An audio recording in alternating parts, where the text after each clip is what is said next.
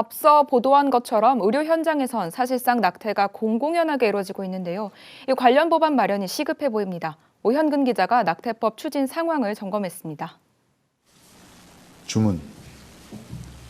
형법 제269조 제1항, 제270조 제1항 중 의사에 관한 부분은 모두 헌법에 합치되지 아니한다.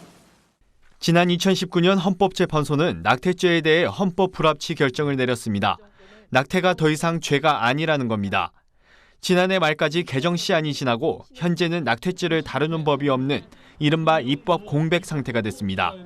현재 발의된 낙태 관련 형법 개정안은 모두 6건, 법제사법위원회에 계류 중입니다.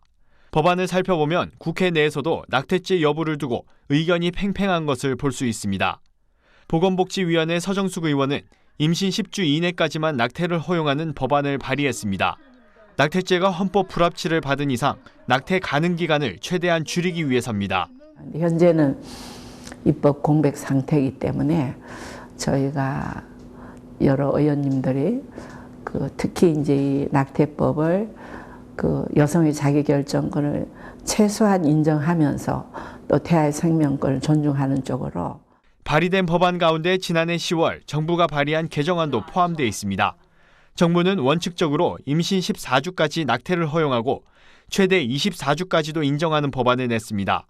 하지만 이런 내용은 태아는 물론 임신부에게도 치명적이라고 서 의원은 설명했습니다. 22주가 되면 태아가 엄마의 뱃속을 나와서도 독자 생존이 가능합니다. 10주를 넘겨버리면 또 뼈도 매일 자라고 해서 소파 수술을 하는 데 있어서도 이미 자란 태아를 잘라서 적출해야 되기 때문에 자궁 출혈이라든지 이런 여러 가지 부작용이 생기고. 서 의원은 최근 정인이 사건 등으로 생명 경시 풍조에 대한 우려가 그 어느 때보다 높다며 가장 합리적이고 타당성 있는 안이 조속히 통과될 수 있도록 힘쓰겠다고 말했습니다. 여성의 자기결정권과 태아의 생명 보호 중 어느 것에 더 높은 가치를 둬야 하는지를 놓고 치열한 공방을 벌여온 낙태법.